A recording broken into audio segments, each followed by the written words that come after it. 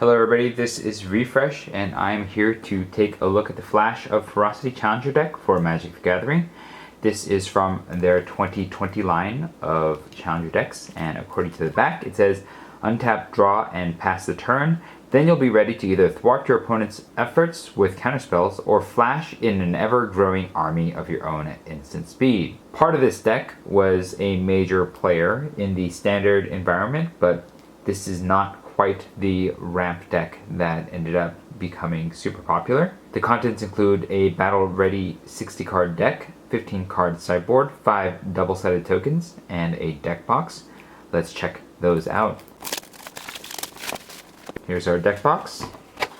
So we have a spacer, we have our deck, a card divider, an ad, and our sideboard.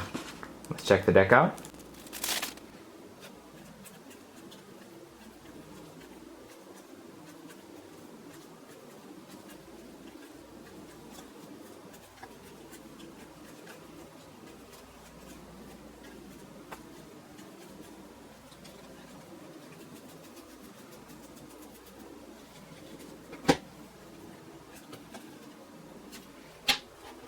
Now for the sideboard.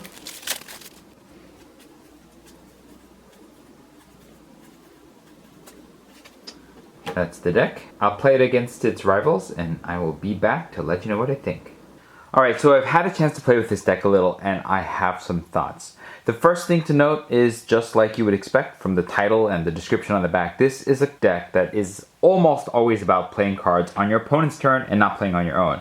What this does is it gives you the most amount of options, and if you really like holding out to see what your opponent's up to before you choose how to respond, this deck really works well for you. The vast majority of cards, minus a couple exceptions, are flash or instant speed cards, so that you play them on your opponent's turn. The only exception really here are your lands, as well as the Wavebreak Hippocamp, and we'll talk about how that doesn't really fit into this deck, even though it kind of plays into what your deck wants to do here, but I understand why they did it as well, and that is because while it does draw you a card if you cast one spell on your opponent's turn, you have to play it at sorcery speed. You have to play it on your turn, and that is what makes it a very poor fit for this deck, where you kind of always want to be keeping your options open, holding up your lands, and then playing whatever you need in reaction to what your opponent is up to. Or if your opponent is up to something that you don't really care to stop, then you can just, use an opt or play your threat, for example. And I think it's here because the deck couldn't really afford to put in more than one Brazen Borrower, because that would be too much value for this deck. It's already got a Brazen Borrower and a Fabled Passage, and those are both very valuable cards, and this deck probably should have a full playset of Brazen Borrowers and a full playset of Fabled Passages for it to be particularly good.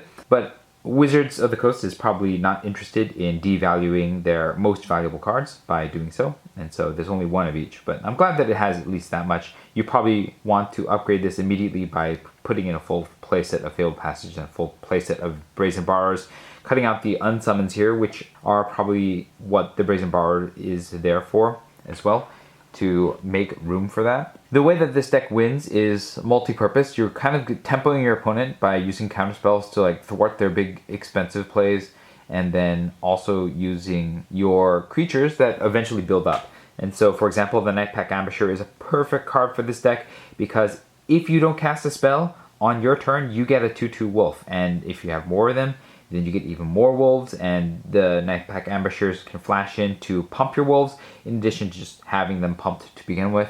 And so a lot of times you're just going to create a board of wolves and just smash your opponent eventually with those wolves. You also have the Filled Mystics, which are bodies that are attached to counterspells, so it's a way for you to out-tempo your opponent. You counter one of your opponent's spells, you get a body on the board, and that really helps a lot. The Brazen Borrowers have that double effect as well. If you get more than one of these, and you should, it can remove one of your opponent's creatures from the battlefield, tempoing your opponent out, and then you get a 3/1 when you cast it on your turn, or on their turn, because it has flash. And so that's great. And then you have other possible win conditions. These are less strong, but they're still within the scope of what this deck is trying to do and reasonable. The Brineborn Cutthroats and the Wildborn Preservers Both of those are flash creatures that come in, and both of those grow into bigger threats. The Brineborn Cutthroat will grow every time you cast a spell during your opponent's turn, and pretty much all you want to do anyways, and so those will keep growing. The Wildborn Preservers will grow whenever you cast another creature spell, whether it's another Brineborn Cutthroat, Spectral Sailor, Brazen Borrower, whatever you cast. You can then pour any additional mana that you have left over into the Wildborn Preserver to make it bigger. And so that will also potentially grow out of control as well. And between that and your defenses, and this deck has plenty because of the Quenches, the Sinister Sabotages, the Frilled Mystics, and the Unsummons and the Brazen Bars, you have a lot of ways of this deck dealing with what your opponent's up to by dealing with it when they're trying to do it, by countering their spells as they're casting them on their turn. And it gives you the flexibility then to cast your own thing if your opponent is doing something that you don't really care that much about. And so that's great. The cards in this deck that I think are a bit on the weaker side here are the Spectral Sailors, which, yes, it gives you something to do on turn 1, and you can chip in for damage or eventually use it to draw cards on your turn. And so I understand why it's in here, and it's a reasonable card for a challenger deck like this, which is trying to come in at a reasonable price point without upsetting Magic investors. And so I get why it's in here, just like I get why you have cards like Unsummon in here instead of Brazen Borrowers, because Brazen Borrowers are worth a lot of money and it would devalue the card to have a bunch of them in here.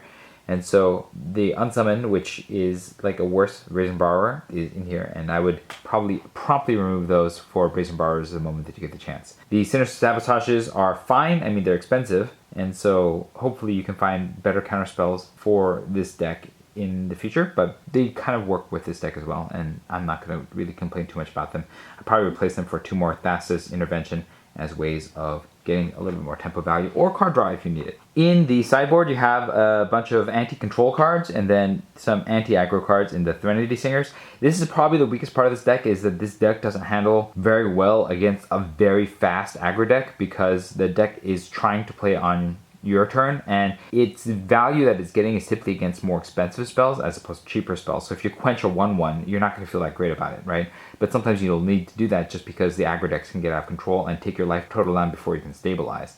And so very fast aggro decks is probably one of this deck's greatest weaknesses, and it doesn't really have a lot in the sideboard to deal with it.